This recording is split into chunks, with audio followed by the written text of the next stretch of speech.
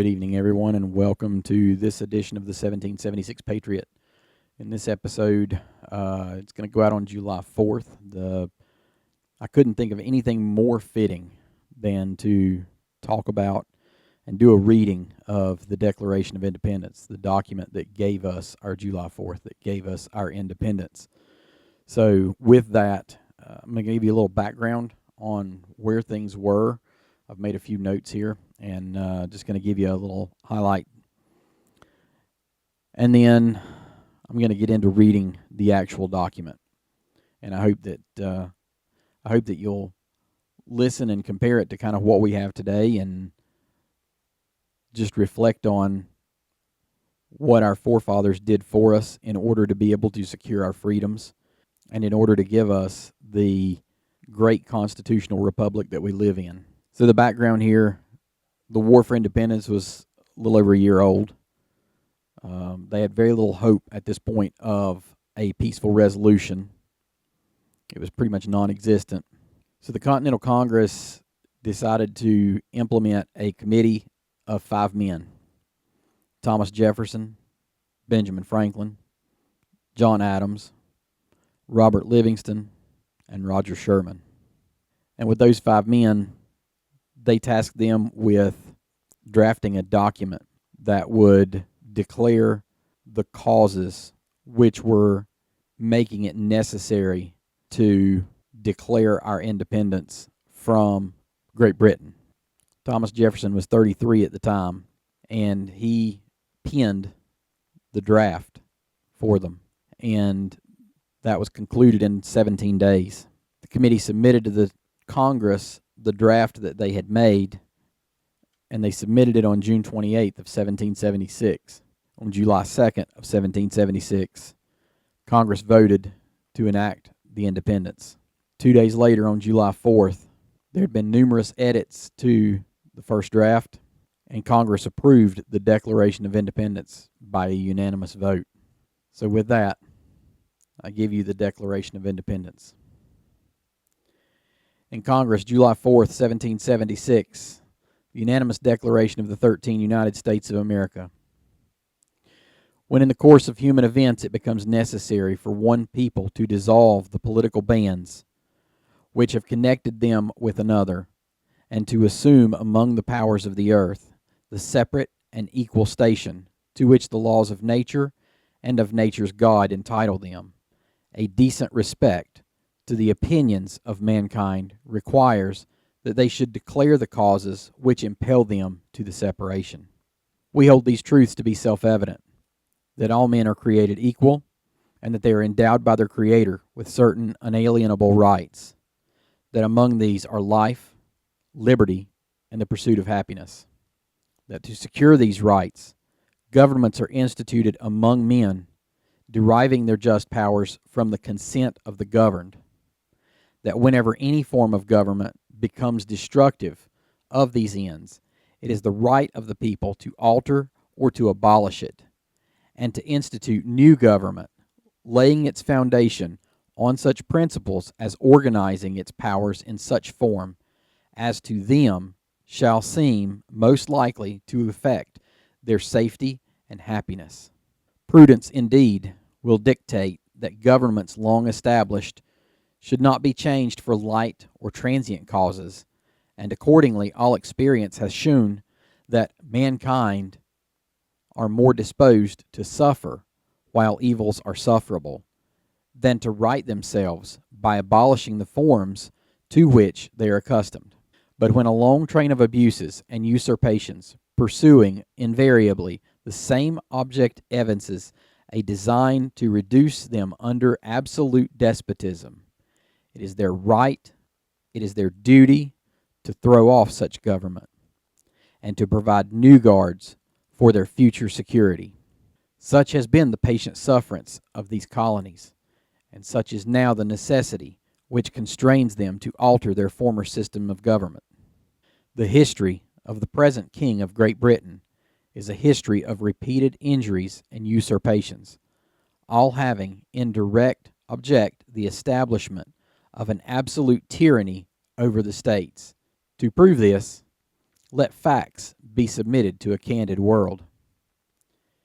He has refused his assent to laws, the most wholesome and necessary for public good. He has forbidden his governors to pass laws of immediate and pressing importance, unless suspended in their operation till his assent should be obtained. And when so suspended, he has utterly neglected to attend them.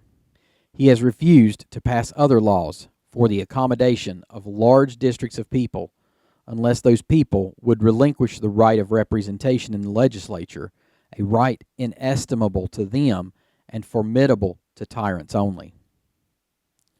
He has called together legislative bodies at places unusual, uncomfortable, and distant from their depositories of their public records, for the sole purpose of fatiguing them into compliance with his measures. He has dissolved representative houses repeatedly for opposing with manly firmness his invasions on the rights of the people.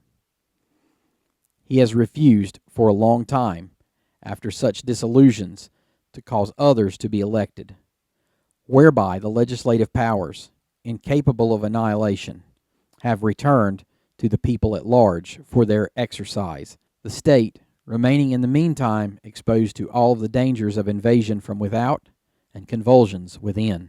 He has endeavored to prevent the population of these states for that purpose, obstructing the laws of naturalization of foreigners, refusing to pass others to encourage their migrations hither, and raising the conditions of new appropriations of land.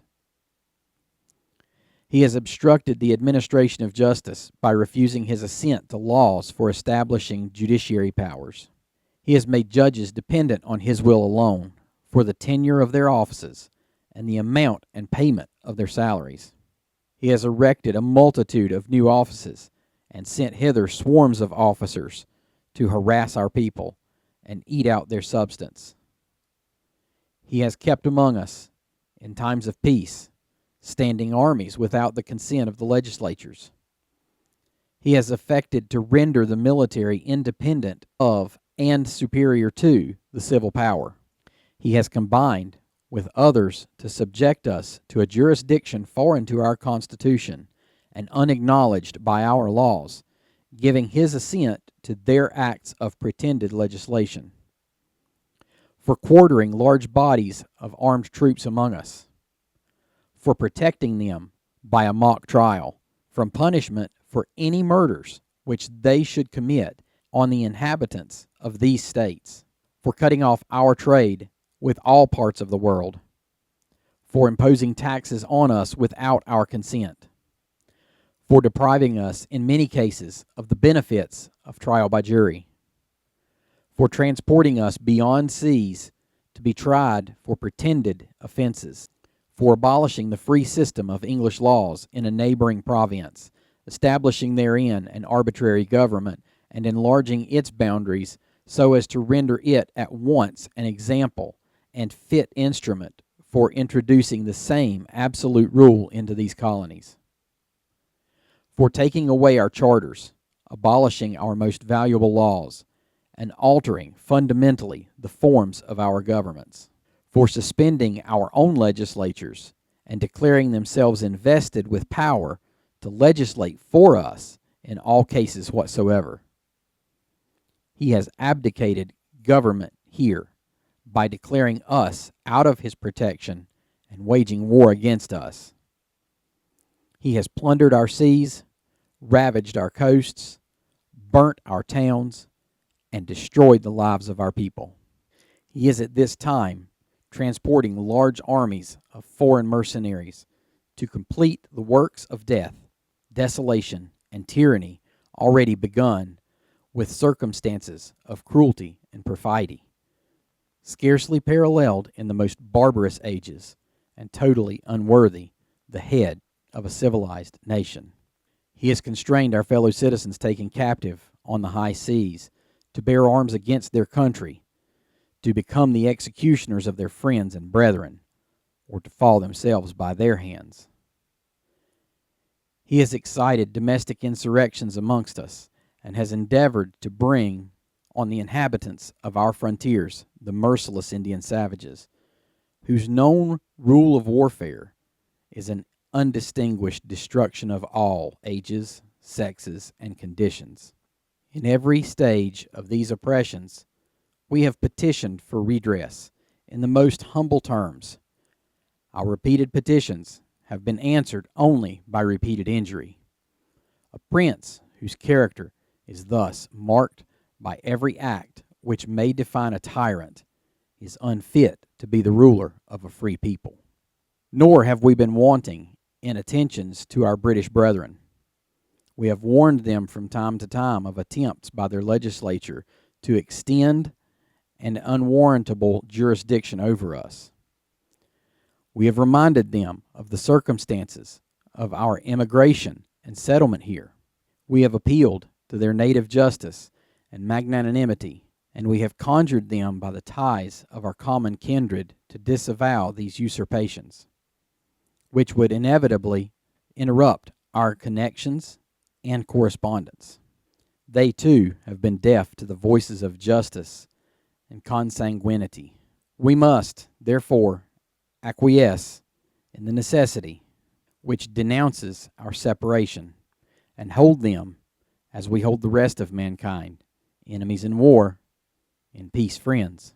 We therefore, the representatives of the United States of America in General Congress, assembled, appealing to the Supreme Judge of the world for the rectitude of our intentions, do, in the name and by authority of the good people of these colonies, solemnly publish and declare that these united colonies are, and of right ought to be, free and independent states, that they are absolved of all allegiance to the British Crown, and that all political connections between them and the state of Great Britain is and ought to be totally dissolved, and that as free and independent states they have full power to levy war, conclude peace, contract alliances, establish commerce, and to do all other acts and things which independent states may of right do.